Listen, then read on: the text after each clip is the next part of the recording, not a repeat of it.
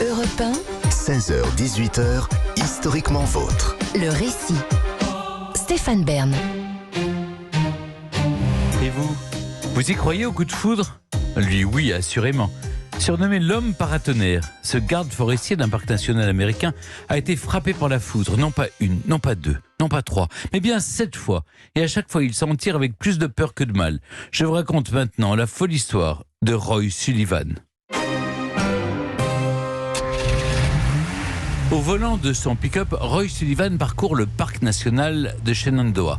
En 1936, à même pas 25 ans, il est devenu garde forestier de ce petit coin de paradis qui s'étend sur 800 km² de l'État de Virginie.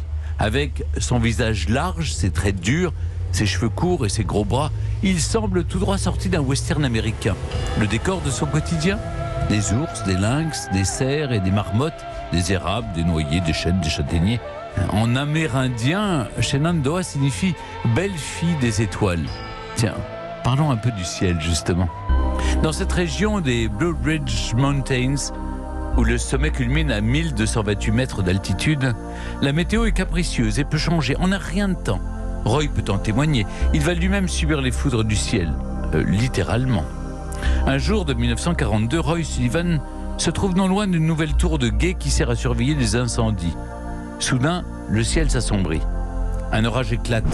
Le bruit des bourrasques de vent est assourdissant. Roy a l'idée de s'abriter dans la tour. Fausse bonne idée. Celle-ci n'a pas été équipée d'un paratonnerre. Un premier éclair frappe la charpente en bois de l'édifice.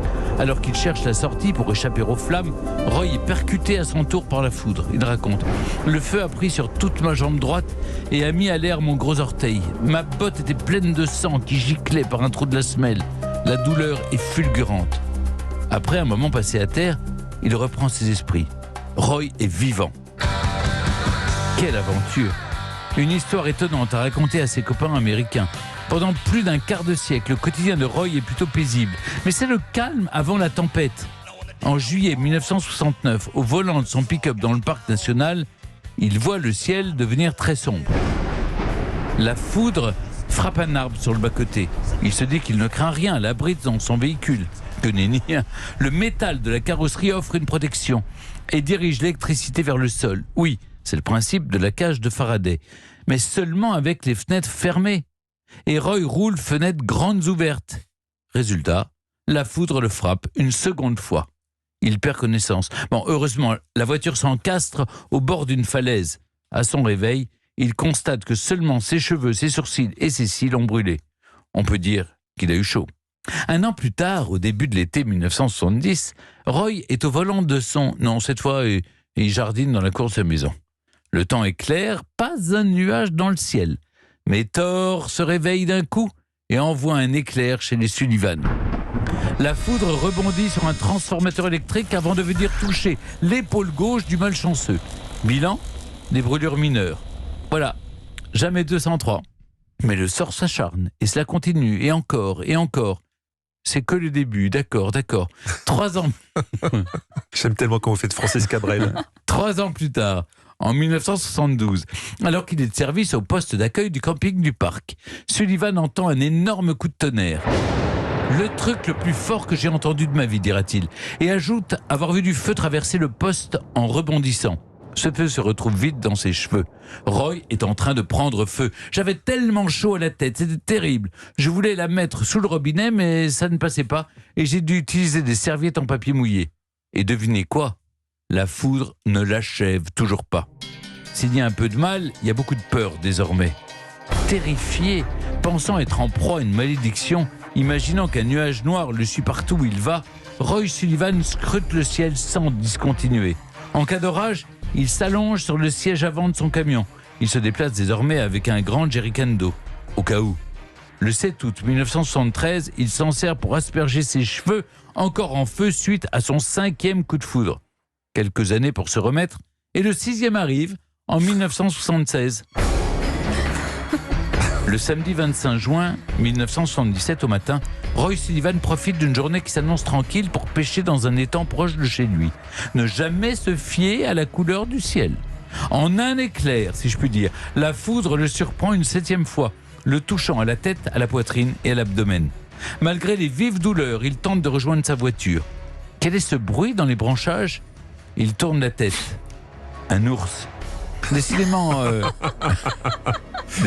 la chance ne lui a pas souri aujourd'hui. C'est le moins qu'on puisse dire. L'animal est surtout intéressé par la truite que Roy vient de pêcher. Ayant déjà vécu un face-à-face avec ce gros animal, le garde forestier parvient à l'effrayer. Il en croisera 22 au cours de sa carrière. Les coups de foudre en série de Roy ont des répercussions sur sa vie. Les gens ont peur de l'approcher. Il raconte qu'un jour, il marchait avec le garde en chef lorsque des éclairs se mettent à fendre le ciel. Le chef lui dit alors « On se voit plus tard ». À 72 ans, le 28 septembre 1983, Roy Sullivan met tristement fin à ses jours en se tirant une balle dans la tête, sans que l'on sache aujourd'hui encore pourquoi. Incroyable, cette histoire est bel et bien vraie. Les 7 coups de foudre ont été enregistrés par le directeur du parc national de Shenandoah et confirmés par des médecins. Il y en aurait même eu un 8e qui serait en fait le tout premier. Roy s'était souvenu avoir été frappé par la foudre étant petit alors qu'il fauchait du blé avec son père. Aucun scientifique n'a pu donner une explication rationnelle à cet événement déroutant qui lui a valu d'être inscrit évidemment au Guinness Book des records, si cher à David Castello-Lopez. Vous imaginez la probabilité ? Elle a d'ailleurs été calculée par un professeur de statistique de l'université George Washington. Résultat ? 4,15 sur 1 million, 2 milliards, 2 milliards, 2 milliards ou 1000 quintillions, si mes calculs sont bons. Ne vous réjouissez pas trop vite. On parle de 7 coups de foudre. Mais qu'en est-il d'un seul ? La probabilité pour une personne d'être foudroyée au cours de sa vie est de 1 sur 1 million. Ce qui veut dire qu'on a quand même plus de chances d'être foudroyé que de gagner à l'euro-million. Et ce n'est pas Roy Sullivan qui n'a jamais gagné à la loterie qui nous contredira. Europe 1, historiquement vôtre.